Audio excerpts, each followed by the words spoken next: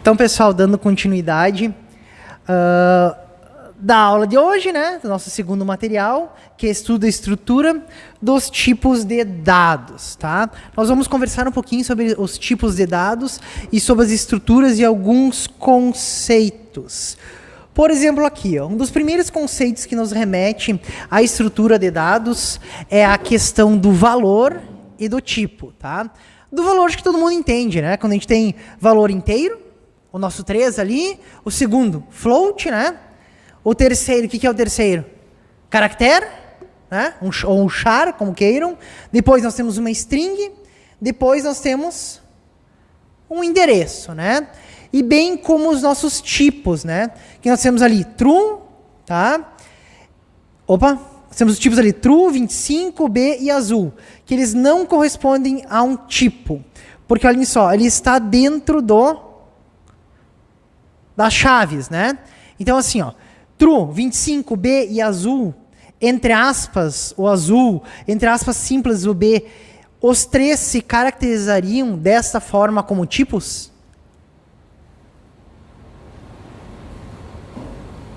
Não, né? Não teria como, né? Tá? E abaixo nós já temos true ou false, que nós caracterizamos como tipo, né? Ou podemos, que a gente lembra do nosso booleano, né? Verdadeiro ou falso. E aí a gente vem para a parte dos tipos primitivos. Os tipos primitivos são aqueles tipos de valores que não podem ser decompostos em outros valores mais simples. Eles costumam ser definidos na implementação da linguagem e sofrem influência direta de hardware. Logo, logo a gente vai ver eles. O tipo inteiro. Tá? O tipo inteiro, ele corresponde a um intervalo de conjuntos dos inteiros que nós temos lá. Cada linguagem tem seu valor mínimo, seu valor máximo, agora nós já vamos ver. E os valores inteiros, eles fazem parte de uma mesma linguagem de programação. E normalmente esses intervalos são definidos na implementação pelo compilador. Então tem que lembrar desse ponto. Em Java, o intervalo de cada tipo inteiro, né, é estabelecido na definição da própria linguagem. Como a gente pode ver aqui, ó. Aqui nós temos os tipos inteiros em Java, no qual o byte, com tamanho de 8 bits, lembram? 8 casas que nós temos, a representatividade dele, ele tem início em menos 128 e fim em 127. Né? Então, de menos vai até o zero, né? Depois está 127. Já o short, o tipo short em Java, ele trabalha com 16 casas numéricas, ou seja, 16 bits, que vai de menos 32.768 a 32.767. Já o tipo int, que é o que tinha no exemplo ali, ó, aqui definido em Java, ele utiliza 32 bits, né? Então 32 casas decimais, que vai de 2 bilhões, 147 milhões, vai até seu valor positivo lá, tá? E o long, que já trabalha ali com 64 bits, ou seja, endereçamento 64 para seus cálculos, vai de um número muito grande negativo a um número muito grande positivo, né? Então, lembrando, isso aqui é determinado, como nós temos aqui, ali na definição da linguagem e pelo compilador. Aqui no caso, a hora que a gente faz a compilação em Java, tá? O tipo caractere. O tipo caractere também é bastante utilizado. Ele é normalmente utilizado para armazenar como códigos numéricos. E aí nós seguimos algumas tabelas. Por exemplo, ASCII 2, vocês devem conhecer mais, né? Ou a Unicode, quando a gente fala. Ou então o padrão EBCDIC. Ali em Pascal, na verdade, Pascal oferece o tipo char. Em C também. Mas em C, o tipo primitivo char ele é classificado como tipo inteiro. Tá? Ele é usado dessa forma. Como ali no exemplo, char d. Então, eu estou dizendo que a variável d é do tipo char. E ali eu estou atribuindo o caractere A mais 3. Qual que seria a resposta disso?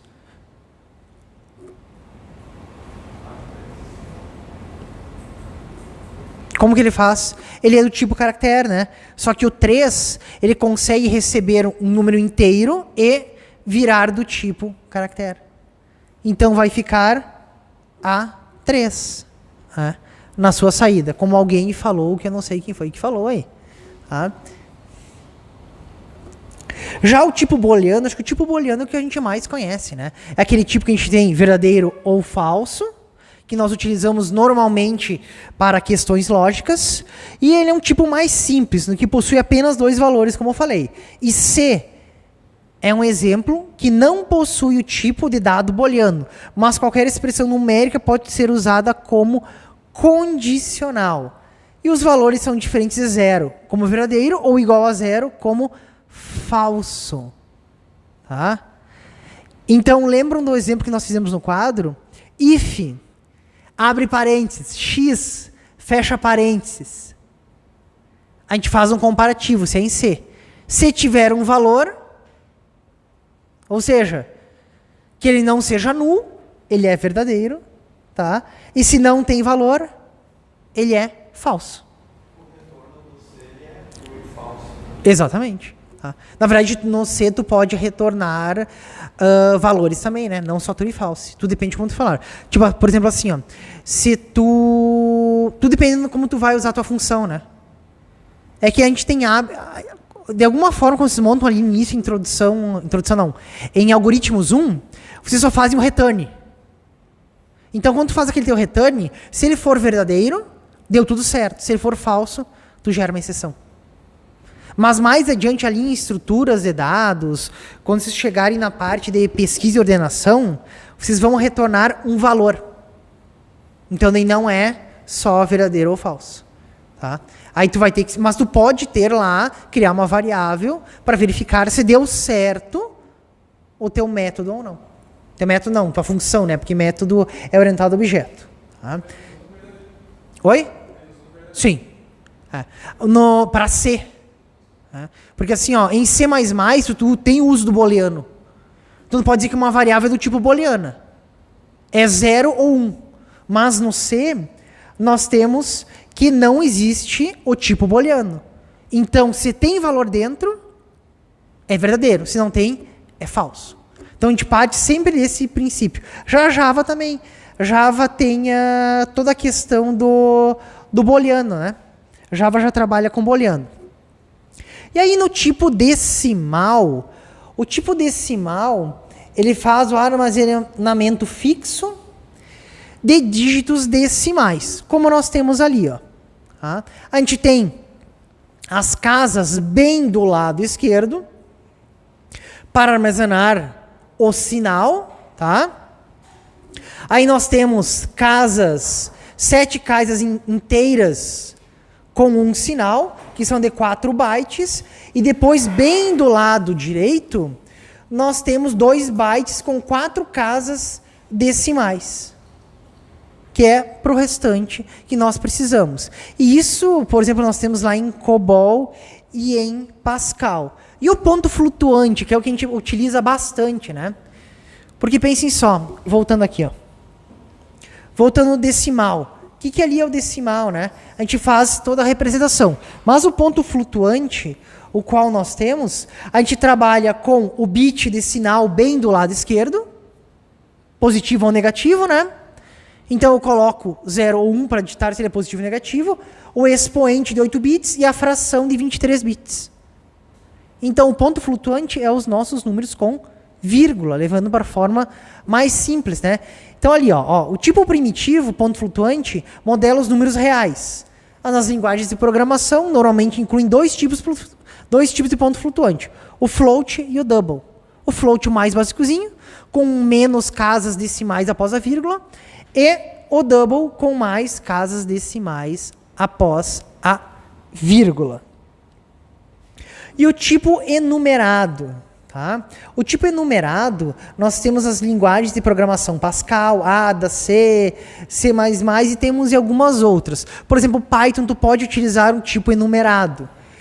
E ele permite que o programador defina novos tipos primitivos através da enumeração de identificadores de um novo tipo. Por exemplo, ali, ó, eu vou usar o tipo enum e chamar a minha variável de mês letivo. E aí eu coloco entre chaves os valores que vão existir pela minha variável. Então, só vai existir aquele conjunto de valores ali. É bem como eu defino um vetor. Lembra quando eu defino um vetor? Eu defino o tamanho do meu vetor, o tamanho da minha matriz, né? Se eu digo que é 3, vai ter quantas posições? De 0 a 3, né?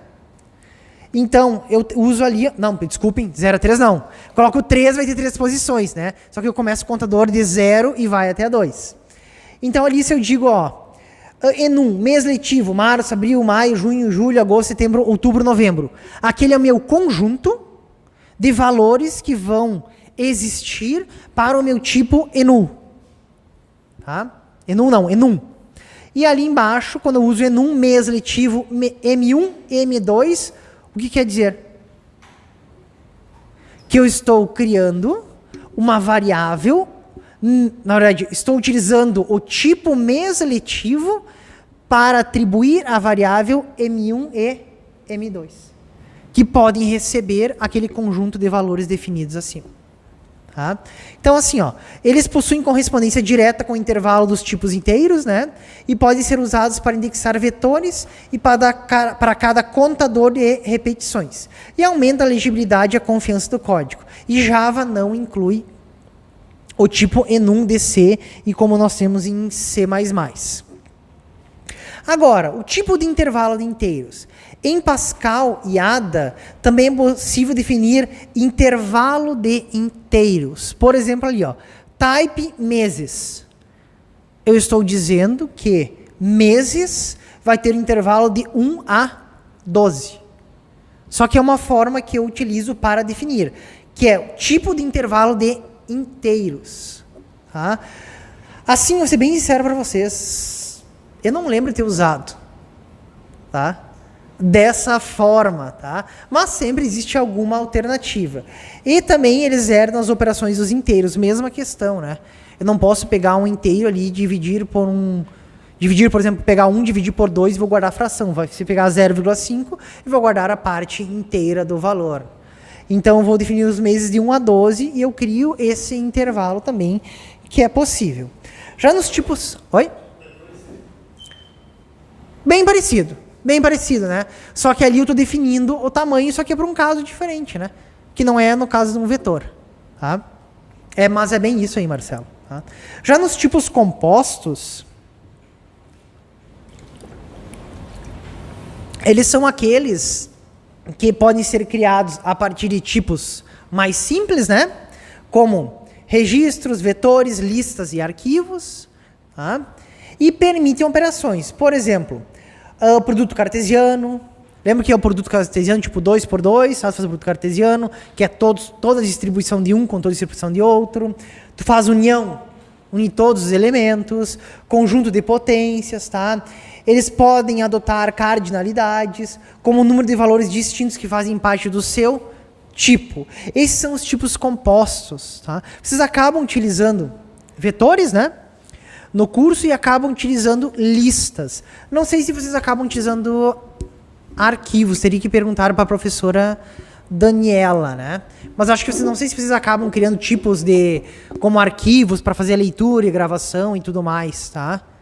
Não lembro se o pessoal faz, tá? Mas eu sei que vetores e listas, isso vocês criam, né? E fazem. Vetor, né? Na verdade, um vetor pode ser unidimensional e bidirecional, que acaba virando que é uma matriz, né? Ou, como a gente fala lá, um array é outra forma de ver. Aqui, ó, o exemplo, ó, que nós temos de produto cartesiano. Aí nós temos as combinações dos valores dos tipos diferentes com suas tuplas. Por exemplo, eu tenho o conjunto S com os valores A e B e o conjunto T. Quando eu faço produto cartesiano, eu faço toda a distribuição, né? A com C, A com D, A com E, depois B com C, B com D e B com E, que é o nosso produto cartesiano.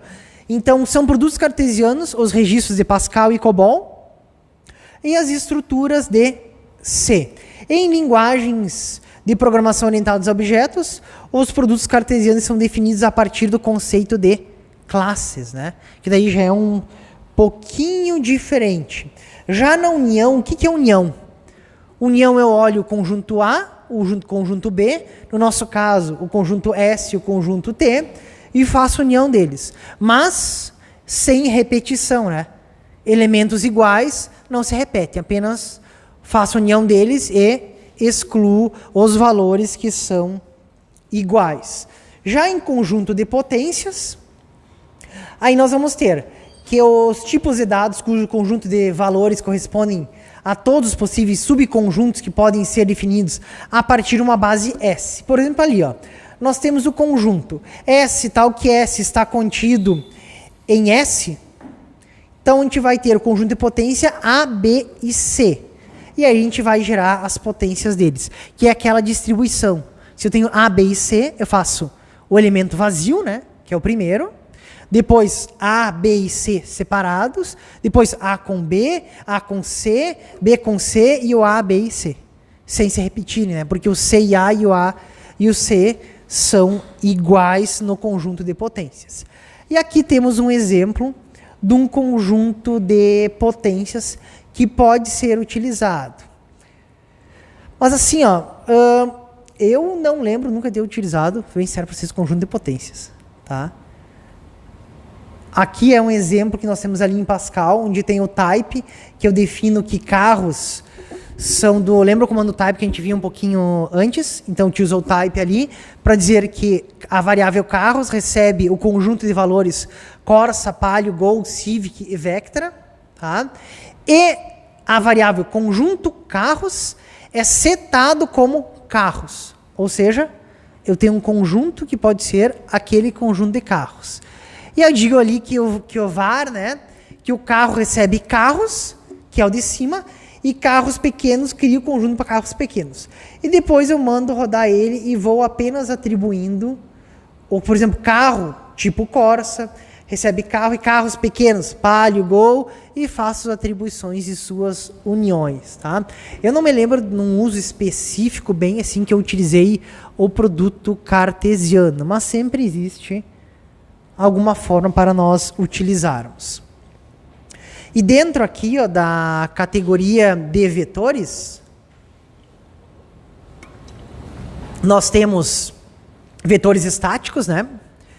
Que os vetores estáticos, depois semiestáticos, semidinâmicos e dinâmicos. Os vetores estáticos, normalmente eles têm tamanho fixo. Tá? Normalmente não, eles são definidos como tamanho fixo, tem tempo de definição de compilação, tá? É uma alocação estática. Então, se tu alocar aquele vetor com aquele tamanho, ele vai usar aquele tamanho na memória, independentemente se tenha valores dentro ou não. Vocês criam lá com a professora Daniela um vetor de 64 posições e utilizam duas. As outras 62 posições, vocês estão usando espaço de endereçamento e não estão utilizando. Porque quando aloca ele aloca o tamanho inteiro daquele vetor.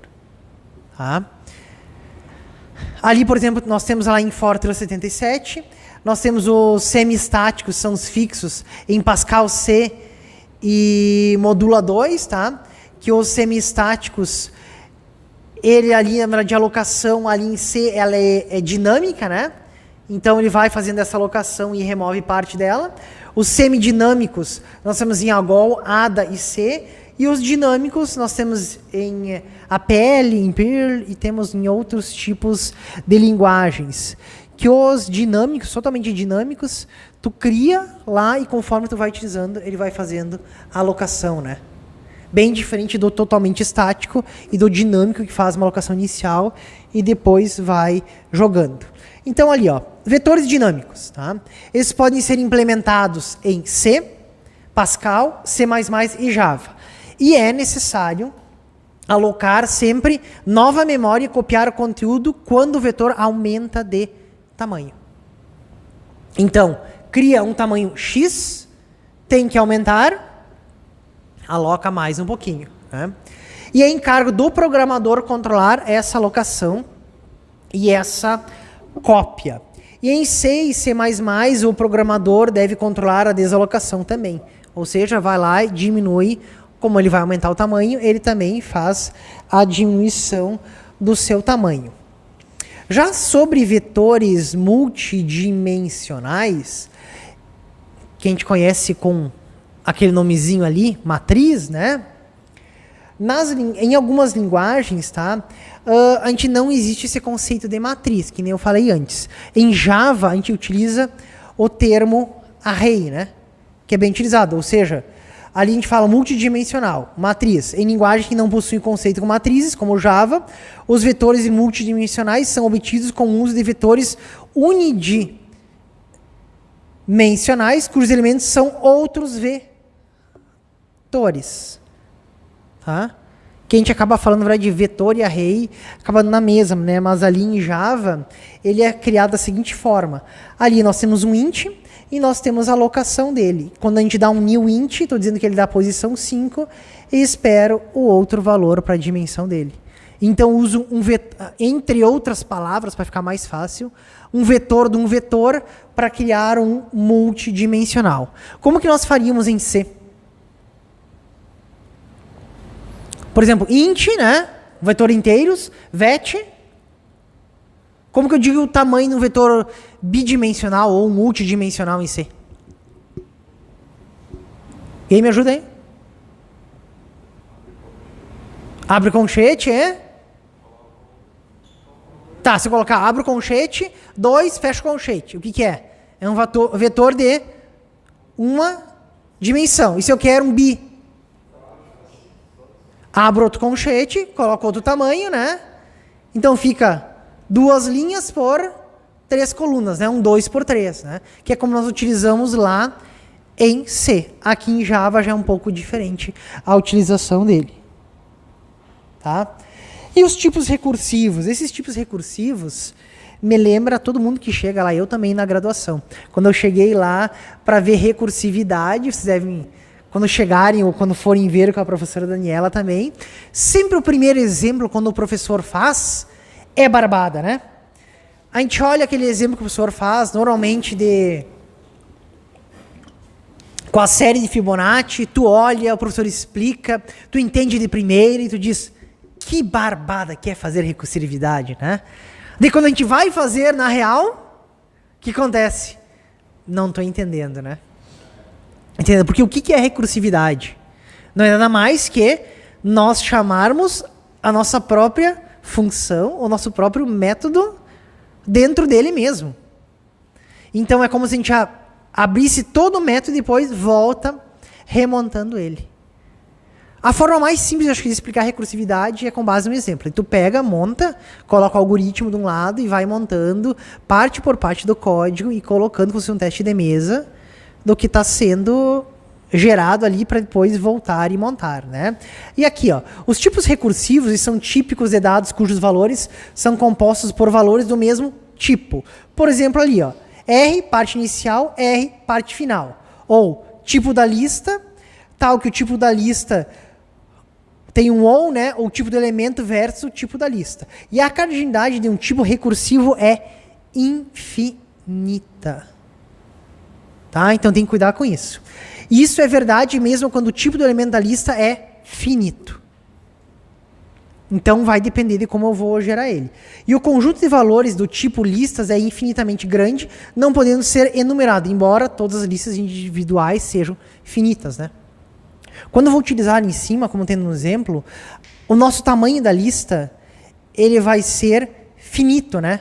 Só que o tipo da lista ele acaba sendo infinito, porque eu vou fazer toda a questão da recursividade com ele. E aqui entra outro ponto bem importante. Os tipos ponteiros. Tá?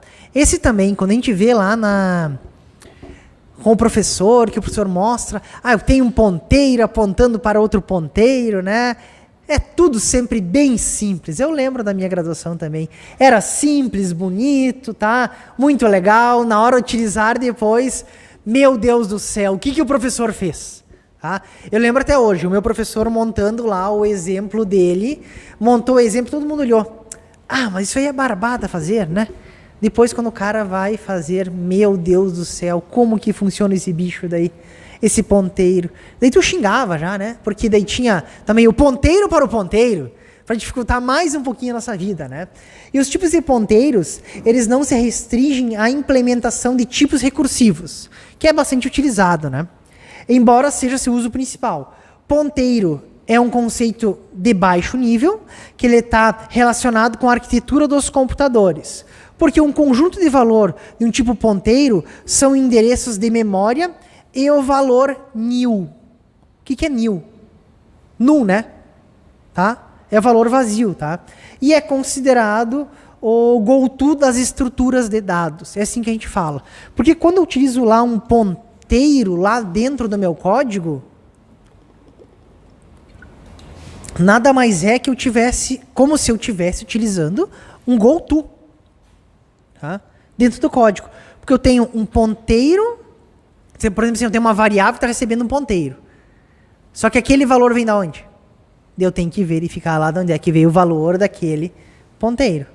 Tá? Então isso tem que ter cuidado, porque lembram, vocês devem lembrar a professora Daniela desenhando para vocês. Tenho certeza que ela pegou e desenhou isso. Tu pega lá, monta o exemplo, daí tu aponta, faz a setinha lá para cima. Depois volta para outro valor, depois volta para outro. Quando vem um, sobrescreve outro. E vai e volta, vai e volta. Aí que gera dificuldade de entendimento do ponteiro, né? Mas ele funciona justamente dessa forma. Por isso que é difícil inicialmente entender esses conceitos do ponteiro. Aqui, ó, por exemplo, tá? O que gera os tipos ponteiros? Tá? Primeiro problema, baixa legibilidade, tá? Para tu tentar entender. Depois, possibilitam violar os sistemas de tipos, tá? Por exemplo, ali, ó, ali eu tenho int i e j, no qual estou atribuindo o valor 10 para i e para j. Na linha abaixo, eu tenho um ponteiro, tá? P, que recebe o endereço de j. Então, olha o que eu estou fazendo ali, ó. P aponta para a variável inteira j. Tá? E daí eu faço um P++, um acréscimo em P. Qual que é o valor de P? Quanto? 11? Tá? Não, de cima, na linha de cima, recebeu DJ, né? O P apontou para a variável inteira J. Como eu recebi o endereço de J, então tenho lá na memória meu endereço que tem o valor de J, que no presente momento, olha só, eu tenho o endereço de J. Mas o valor de J é 10. E eu disse que o ponteiro P apontou para J. E acrescentei P. Ó, então P pode não apontar mais para um inteiro. Por quê?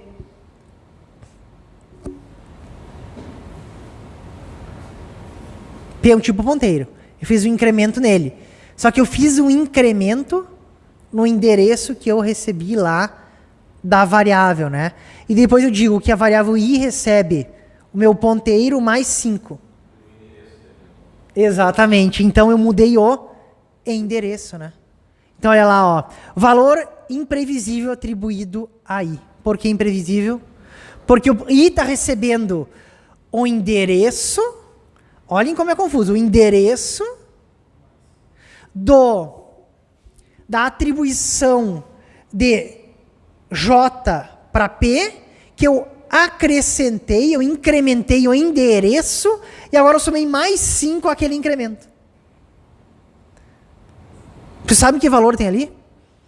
Tem a mínima ideia. Tá? E também a parte nós temos ali de objetos pendentes, né? Por exemplo, ali, ó, o malloc que nós comentamos na primeira aula. Eu tenho um int ali, um inteiro, um ponteiro P, né? Que eu faço uma alocação do tipo inteiro, uso um malloc 10 vezes o sizeof, que é o tamanho do inteiro. Então, eu vou alocar a memória para aquele valor ali inteiro. Embaixo, eu uso a mesma coisa pro Q. Só que em cima eu usei 10, embaixo eu usei 5. E bem na nossa última linha, nós temos que P recebe o valor de Q. Só que olha só, o tamanho da alocação de P e o tamanho da alocação de Q. Então eu disse que P recebeu Q. A área apontada P torna-se inacessível. Por quê? Os dois têm até tamanhos diferentes. Então como que eu vou apontar e vou receber os valores de Q se eu tenho alocação de tamanhos diferentes. Aí complica, né? Tá? Tu tá falando na segunda linha? Tá? Se eu tirasse o endereço? Os dois, né? Os dois. Não, olha só, pessoal. Lá, isso vem lá em algoritmos 1. Int, tá? O tipo sempre é o primeiro tipo, né? Em C, C++. Java também. Java também. O tipo, tá? Depois, as variáveis. Se eu quiser colocar 30 variáveis, que são do tipo int, exatamente, eu faço as suas atribuições. Tá? Eu posso atribuir assim, ó. Pode também.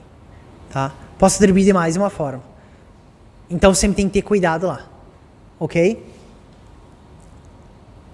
Deixa eu passar aqui. Tá? Tipo string. Tá? Valores que correspondem a uma sequência, né? Tem que tirar a trema ali de sequência.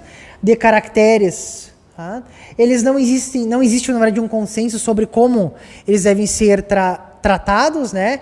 E podem ser considerados como tipos primitivos. Mapeamentos finitos ou tipos recursivos de listas. Vocês se lembram dos tipos string? É um tipo que eu tenho vários tipos de caracteres no meio, né? Tipo string, posso usar o espaço no meio, né? E assim vai, né? Posso ter qualquer tipo de caractere dentro dele, inclusive espaço.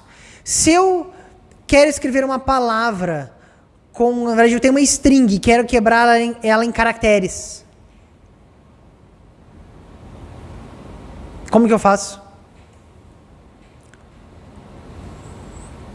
Eu posso percorrer posição por posição, né? Tá? Ou utilizar as funções que tem para ir quebrando partezinha por partezinha e salvando no caractere. Porque, na verdade, o que é uma string? É entre aspas, um vetor de caracteres, né? Tá? Só que eu posso ter espaço, diferente de um caractere que não tem espaço, né? Existem 3 formas de implementação: estática, semi-estática e dinâmica. Tá? E aqui, ó, para nós fecharmos mais essa parte do conteúdo, os tipos das arquiteturas. Então a gente parte lá em cima, lá do nó, lá em cima. Tipos. Os tipos são separados em primitivos do lado esquerdo, compostos do lado direito. Nos tipos primitivos, nós temos os inteiros, né? Que são lá finitos, lembram? Definidos pelo compilador. Tá? Lá, se eu não me engano, lá em Java era 32 bits, né? Para o inteiro, que era definido. Depois nós temos o tipo caractere, o tipo booleano, true ou false, né? Lembrando que C não tem tipo booleano, né? Depois nós temos os intervalos, que criavam, por exemplo, de 1 a 12. Depois nós temos os decimais, os pontos flutuantes, que são os com vírgula, e os enumerados. Qual que era o tipo enumerado? A gente criou um conjunto numerado, tipo enumerado meses, né? Que era de janeiro a dezembro. Já do outro lado, nós temos os tipos compostos, que nós temos ali, bem do lado direito, string, conjuntos potência, produto cartesiano, mapeamento finito e funções, tá? Depois, uniões livres ou disjuntas e os recursivos, que dentro dos tipos recursivos nós temos os ponteiros. Tá? Então, ali tem as referências do material desses slide, tá? Então, só nós retomando lá. Tipos, né? Ali o conceito, né, que é sempre é valor e o seu tipo. E daí temos os primitivos que nós já falamos. Tá? Dentro dos primitivos nós temos os inteiros, que são os mais simples. Aqui o que nós falamos para Java, inteiro ali, ó, é definido pelo compilador utilizando 32 bits, né? Tipo caractere, lembrando que não temos em C. Tipo caractere é bem normal para nós. Tipo booleano, que é o... Perdão, falei errado. Tipo caractere, nós temos ali em C, mas ele é classificado como inteiro. Tá? O tipo booleano, que é o que nós não temos em C, mas qualquer variável com valor dentro pode ser considerado verdadeiro num teste, e sem valor dentro,